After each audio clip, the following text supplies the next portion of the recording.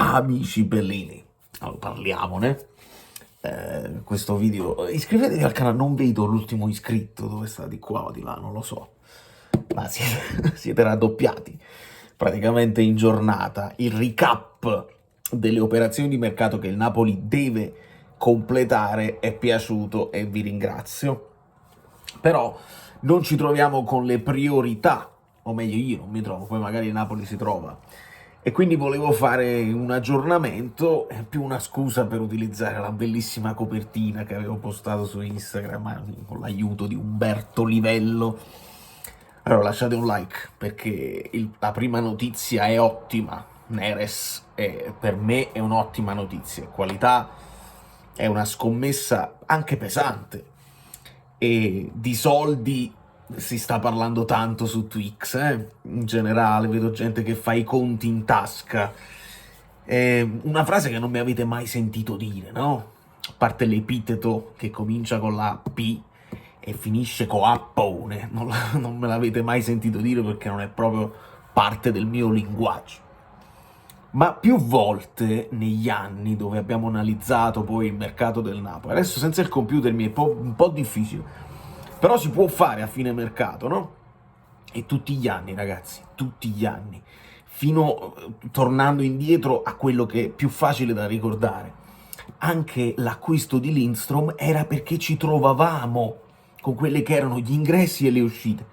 Il Napoli, De Laurentiis, i soldi li ha sempre spesi. Partiamo da questo presupposto. Quindi ogni qualvolta qualcuno dice "Ah, c'è sordo, da avuto den sac", siamo d'accordissimo, l'ha sempre fatto, non è mai andato oltre solamente incassando senza poi rispendere.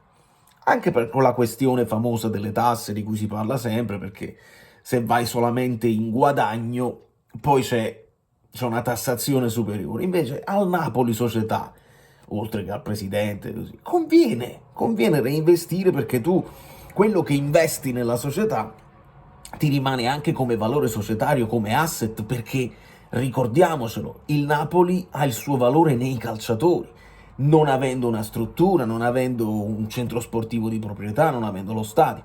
Il Napoli vale quanto vale la rosa, quindi spendere nella rosa, a meno che non li svaluti con stagioni come l'anno scorso, è comunque una spesa che ti conviene, non stai buttando i soldi.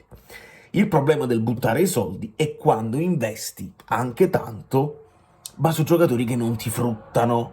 È lì che c'è il cosiddetto l'impresa, no? Il rischio di impresa. È lì che tu spendi troppo, per esempio per un Lindstrom che non ti ha fruttato praticamente niente, 3 allenatori più Conte non lo hanno visto e là hai fatto una spesa che non ti ha fruttato. Poi il Napoli probabilmente non ci perde sulla carta, perché questa è un'altra domanda che mi è arrivata. Dice, ma Nathan comprato a 10, rivenduto a 7, sarà 1 più 7, insomma, il discorso dei prestiti che poi vengono completati nell'annata successiva, lascia il tempo che trova, ma non è una perdita sulla carta, cioè non è una plusvalenza, hai perso, ma non è una minusvalenza. Perché? Perché il Napoli ammortizza sempre il 50% il primo anno. Quindi se Nathan lo hai comprato a 10, se il secondo anno qualcuno se lo compra a 5,1, hai comunque fatto plusvalenza a livello di bilancio. Quindi Napoli su queste cose è molto attento. Il problema è spendere meglio, ma quando si dice meglio io non intendo solo le caratteristiche dei calciatori, perché tornando indietro la spesa che hai fatto con Lindstrom c'era quell'equivoco tattico, ti stavi comprando un centrocampista che era Gabri Veiga, poi Zielinski resta, prendi Lindstrom pensando che lo potessi utilizzare alla Lozano e non ha funzionato. Quello è stato l'errore tecnico-tattico, poi nel macello dei vari allenatori, e va bene. Il problema che secondo me è importante è la tempistica, perché adesso tutti quanti stanno facendo la storia, ma vedi che il Napoli comunque ha speso, come vi permettete di lamentarvi che il Napoli comunque ha speso? Hai speso? Benissimo. Buongiorno. Non era doveroso, era di più, perché con un anno di ritardo hai preso il sostituto di Kim e va benissimo.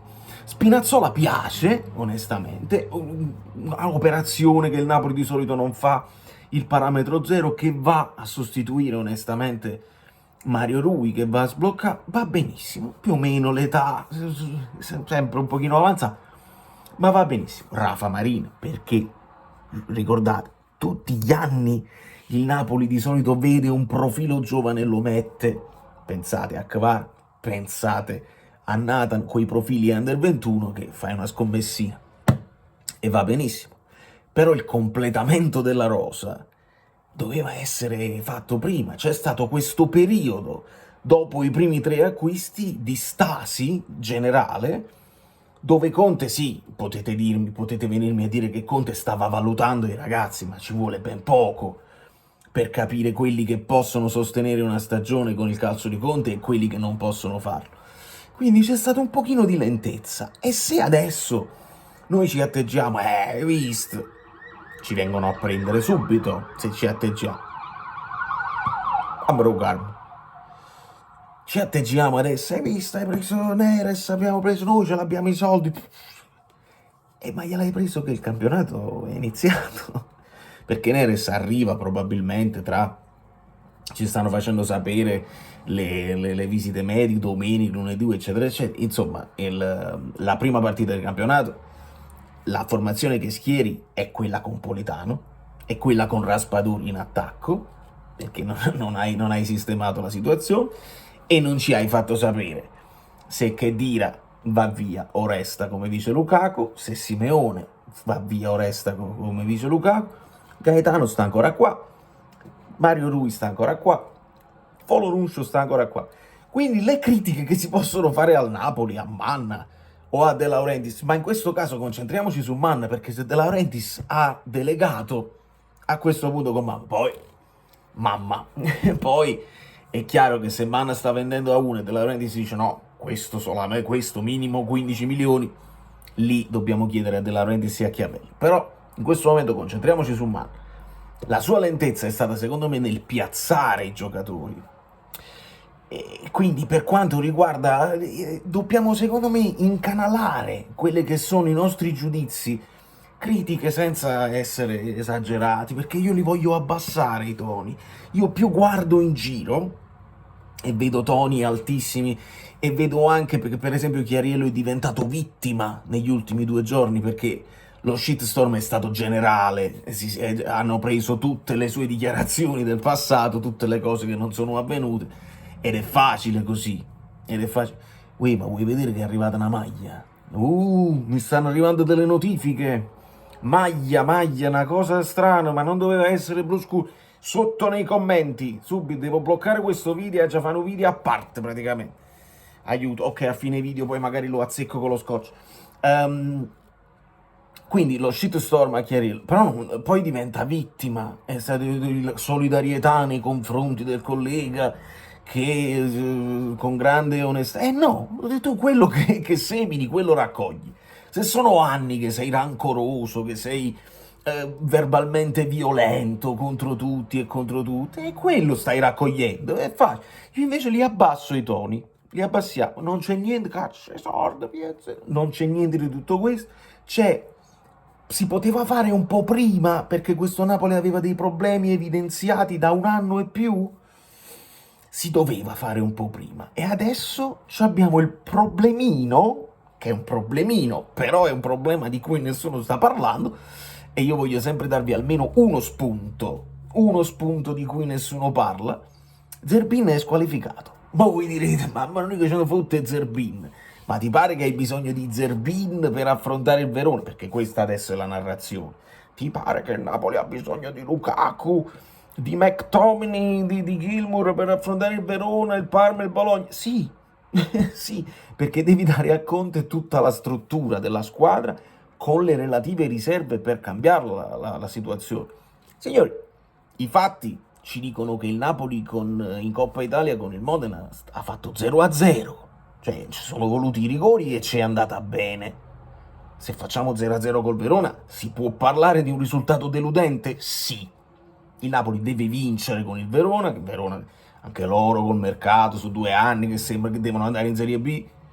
Il Napoli, con Raspadori in attacco, con con Caprile in difesa e con me a centrocampo, il Napoli comunque deve vincere col Verona, non c'è dubbio. Però era meglio fare gli acquisti in modo tale che ci arrivavi con l'idea di gioco che vuoi sviluppare per tutto l'anno. Adesso ci dobbiamo arrangiare. E se vi parlo di Zerbin, ve ne parlo semplicemente perché il dubbio di formazione è sempre quello là, cioè Mazzocchi sulla destra e quindi Di Lorenzo, Rachmani, Buongiorno, i tre braccetti. Di conseguenza hai la possibilità di mettere Olivera dopo, perché non sappiamo se Spinazzola può fare tutta la partita ad alti livelli. È lì che io voglio capire. Quindi se parti con Mazzocchi in banda, hai la possibilità di mettere Olivera là. Se invece preferisci Di Lorenzo in banda, Mazzocchi in panchina, Olivera deve fare il braccetto e quindi non hai Zerbin per far riposare eventualmente Spinazzola da quella parte. Altrimenti, se devi fare poi la sostituzione, puoi mettere Mazzocchi a sinistra, che ogni tanto l'ha fatto.